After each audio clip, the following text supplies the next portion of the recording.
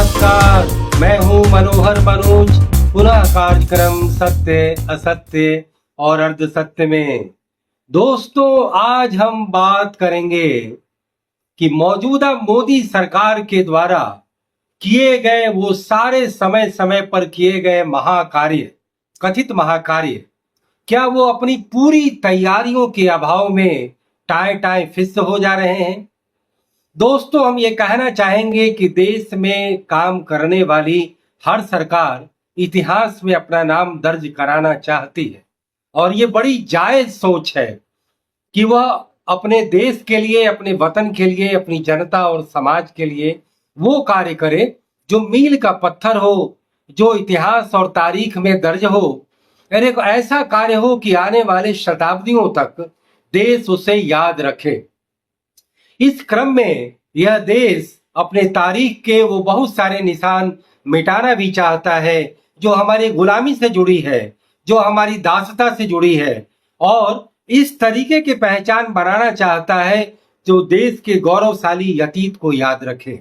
इसमें न केवल वो तमाम ऐतिहासिक स्थल हैं, बल्कि धार्मिक स्थल भी हैं, विकास स्थल भी हैं और देश को प्रगति के मार्ग में दुनिया में एक बड़ा स्थान देने वाले भी ऐसे हैं। दोस्तों, हम बात करेंगे कि मोदी सरकार जब से 2014 से आई, उसने अपने इरादे में यह कभी कोई कमी नहीं रखी कि वह देश में कुछ बड़ा करना चाहती है, देश में वो कुछ बड़े सुधारों को लाना चाहती है। और मुझे लगता है कि जब नरेंद्र मोदी जब शुरू में आए तो उन्होंने बहुत सारे इतने अच्छे नारे दिए कि जो है कि कम से कम governance, minimum government and maximum governance की बात की। मोदी सरकार ने यह बात की कि कैसे नेशन फर्स्ट और बाकी सब सेकंड। तो इस क्रम में वो सारी चीजें, वो तरीके के सुधार लाए गए, लेकिन कहीं ना कहीं पॉलिटिकल करेक्टनेस फिर हावी हो गया। मुझे याद है कि नरेंद्र मोदी ने एक बार यह बयान दिया था कि चुनाव के ठीक 6 महीना पहले हम राजनीति करेंगे और बाकी वक्त हम केवल देश के हित में निष्पक्ष होकर के, निरपेक्ष होकर के,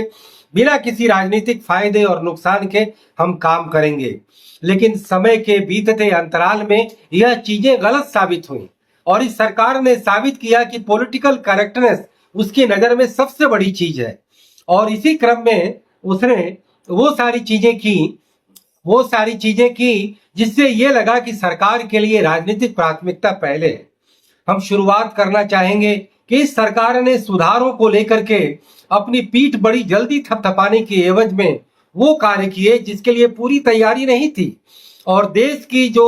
क्रॉनिक डिजीज है नौकरशाही की, वह नौकरशाही की बीमारी इस मौजूदा मोदी सरकार में जो कहती है कि हम नई तरह की सरकार है, हम रूटीन सरकार नहीं देते, अब वो पहले वाली बात नहीं है। लेकिन ब्यूरोक्रेसी की कारगुजारियों ने इस बात को साबित किया कि सिस्टम में कोई बुनियादी बदलाव नहीं आया है। हम ये कहना चाहेंगे कि इस सरकार की जो समीक्षा होती है उसमें या तो अंधभक्ति होती है या अंध विरोधी होती है। इसमें सही रिपोर्टिंग नहीं आ पाती है। शुरुआत हम अनेकानेक कदमों से करेंगे। 2014 में एलईडी बल्ब को बिजली बचत के नाम पर प्रमोट करने की बात सरकार ने की और सरकार ने खुद जो है एलईडी बल्ब रियायती दरों पर अलग अलग बिजली घरों से या बिजली के कार्यालयों से लोगों को बांटने शुरू किए।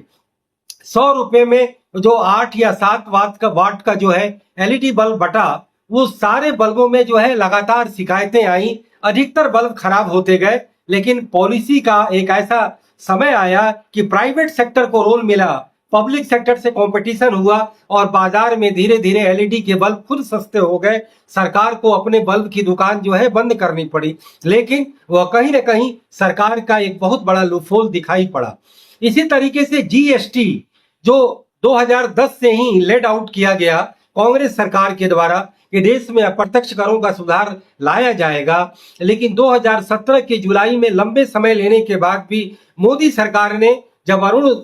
जेटली के वित्त मंत्रित्व काल में जब जीएसटी के नई रिजीम को लागू किया, तो लगातार कितनी शिकायतें आई। वेबसाइट खराब होने से लेकर जनता को जो एक रिटर्न भरने का जो उन पर थोपा गया, तो पता चला कि जीएसटी एक सरल प्रणाली नहीं है, जीएसटी एक जाटा जरा जटिल प्रणाली है। ये बात अलग है कि पिछले 10 सालों में जीएसटी में लगातार मॉडिफिकेशन हुए और जीएसटी पहले से निश्चित रूप से सरल हुई, लेकिन सरकार ने जो जल्दी और आनंद फानंद में जो वाहवाही लूटी, तो जीएसटी के रिजीम से कहीं न कहीं सरकार की इकोनॉमी में और लोगों के रोजमर्रा के जीवन में काफी परेशानियां आई। तो कहने का मतलब यह है कि जब आप पूरा बिना बिना तैयारियों के काम करते हैं, इस सूची में एक दूसरा नाम आता है नोटबंदी का। नोटबंदी भी जिस तरीके से बिना पूरी तैयारी के लाया गया कि पूरे 2 महीने तक जनता सड़कों पर लाइन लगाती रही, नोटों की राशनिंग हुई और कथित स्मगलिंग और फेक करेंसी के नाम पर जो नया नोटबंदी लाया गया वो काले धन को रोकने में पूरी तरह विफल हुआ। और अगले 2, 3, 4 सालों में जो रिजर्व बैंक के आंकड़े आए, उसने ये बताया कि जितने सारे नोट थे वो सब सर्कुलेशन के जरिए वापस आ गए और 99.6% करेंसी पुनः वापस आ गई। सरकार को अलग खर्च उठाना पड़ा, पब्लिक को नुकसान परेशानी झेलनी पड़ी और जीडीपी में लगातार 2% की गिरावट अगले 3 साल तक हमें देखनी पड़ी। इसी तरीके से जब कोरोना महामारी फैली, जब पेंडेमिक आया, तो हमने ज्यादा एक्टिव एडमिनिस्ट्रेशन के नाम पर, चुस्त एडमिनिस्ट्रेशन के नाम पर रातों रात लॉकडाउन कर दिया। बिना पूरी तैयारी के जनता त्राही त्राही करने लगी और हमने उसका नतीजा देखा कि करोड़ों जो वो मजदूर हैं, माइग्रेंट वर्कर हैं, जो करीब 25 करोड़ की आबादी है, वो अपने लोगों के से दूर हट करके बंद कंगाल काल कोठरी में बंद करके उन्होंने जीवन बिताया और पूरे देश में असंतोष की व्यापक लहर उठी। तो कुल मिलाकर के पूरी तैयारी किए बिना सरकार क्रेडिट लेना चाहती है, अपनी पीठ थपथपाना चाहती है। उस एवज में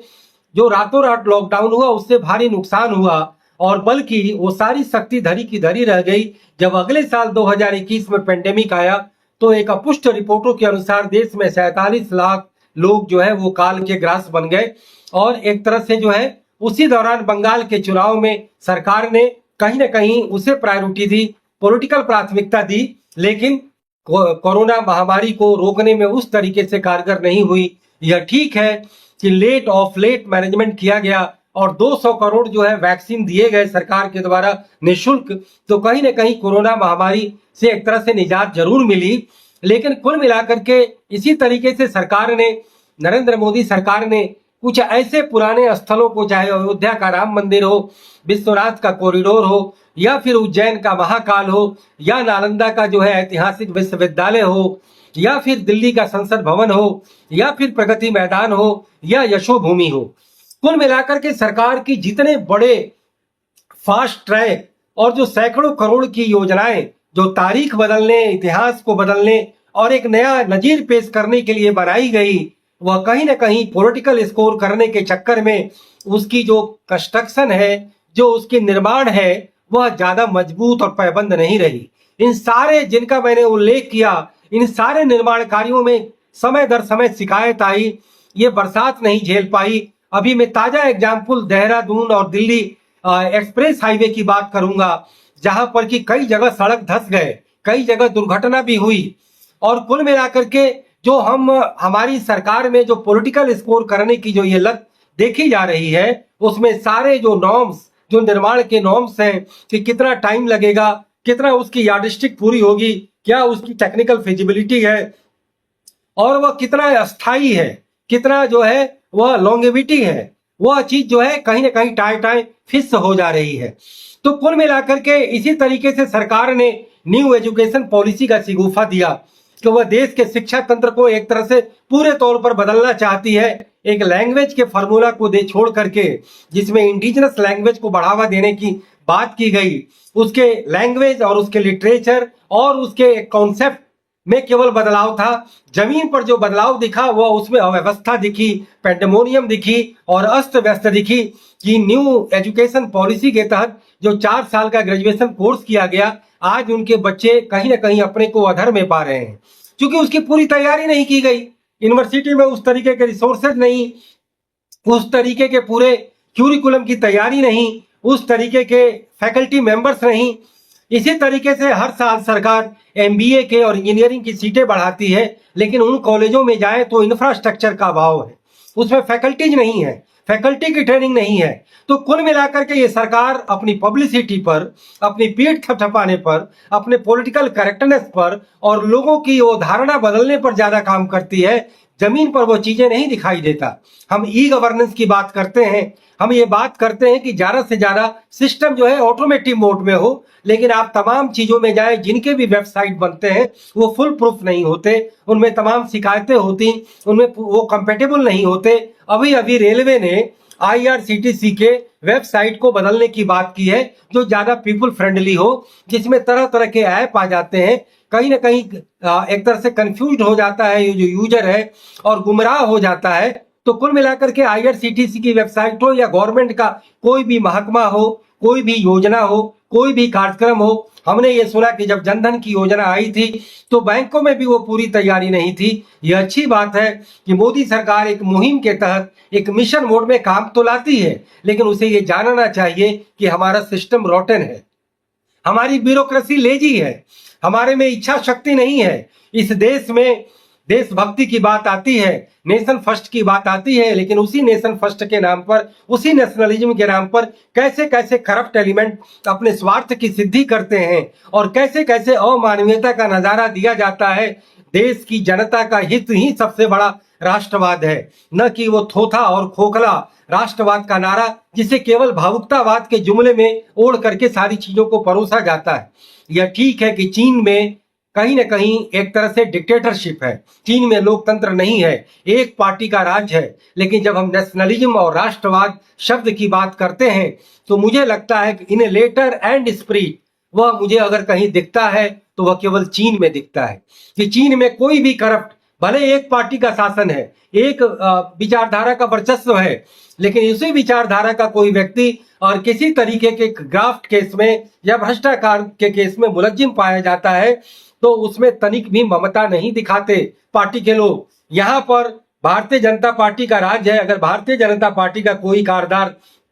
अगर किसी भ्रष्टाचार के केस में अगर वो मुलज्जिम पाया जाता है तो उसे बचाने का काम किया जाता है। कांग्रेस भी बचाने का काम करती थी। हर पॉलिटिकल रिजीम अपने वोटर को, अपने वोटर समूह को, अपने समर्थकों को, अपने समर्थन देने वाले आइडियोलॉग को बचाने का कार्य करती है, लेकिन चीन विकास को प्राथमिकता देता है, चीन देश को प्राथमिकता देता है। चीन अपनी राष्ट्रीय महत्वाकांक्षा का पूरे दुनिया के सामने एक ऐसा प्रदर्शन करने का नमूना है जिसने अपनी सक्सेस की जर्नी और डेवलपमेंट की जर्नी पिछले 45 सालों में बदल कर रख दिया कि वह दुनिया का एक बॉटम लाइन में रहने वाला देश आज दुनिया के टोटल टॉप लाइन और फ्रंट लाइन में जा चुका है और अमेरिका को सीधे चुनौती दे रहा है। आज अमेरिका एक तरह से G2 की बात कर रहा है, ग्रुप 2 की बात कर रहा है, यानी कि अमेरिका और चाइना। तो ऐसे में यह बात उठता है कि भारत देश में अगर किसी भी तरीके का कोई महत्वाकांक्षावाद दिखाया जाता है, सरकार बहुत बड़े इच्छा शक्ति के साथ आती है तो अच्छी बात है, लेकिन उसकी जमीनी तैयारियां, उसकी जमीनी हकीकत, सिस्टम की तमाम जो है बीमारियां, उसे भी देखने का काम करे। केवल सरकार अपने से जुड़े काम को लेकर के ब्यूरोक्रेसी पर तो नकेल लगा देती है कि देश के 140 करोड़ लोग और देश के 25 लाख कार्यालयों में जो काम करने का तरीका है वहां ब्यूरोक्रेसी कितनी सुचारू है, कितनी एफिशिएंट है और कितनी टेक्नोलॉजी फ्रेंडली है, इस चीज की पूरी रिव्यू होनी चाहिए। अन्यथा इस देश में जितने नए मुहिम, जितनी नीतियां और जितने ज्यादा नए जो है वो चलाए जा रहे हैं, आज उसमें इस तरीके के संदेह का वातावरण उत्पन्न नहीं होता और तमाम तरीके की रिपोर्टें उसका एक तरह से भंडाफोड़ करती हैं। तो आज देश के समक्ष जो सबसे बड़ा सवाल है कि आप कोई भी मुहिम, कोई भी एक तरह से स्लोगन, कोई भी मिशन या कोई भी बहुत बड़ी राष्ट्रीय इनिशिएटिव, उसकी पूरी जमीनी तैयारियां हो और वह 100% इम्प्लीमेंटेशन के साथ काम किया जाए। जहां सरकार विफल होती है तो उस पर चुप साध लेती है और जहां सरकार आंकड़ों में सफल होती है तो उसका बियॉन्ड प्रोपोर्शन प्रचार किया जाता है। तो दोस्तों, इसी नोट के साथ मैं अपनी बात समाप्त करता हूं। फिर किसी मुद्दे पर और सवाल पर पुनः बात होगी। इजाजत दीजिए। नमस्कार, जय हिंद, गुड बाय, शब बखैर।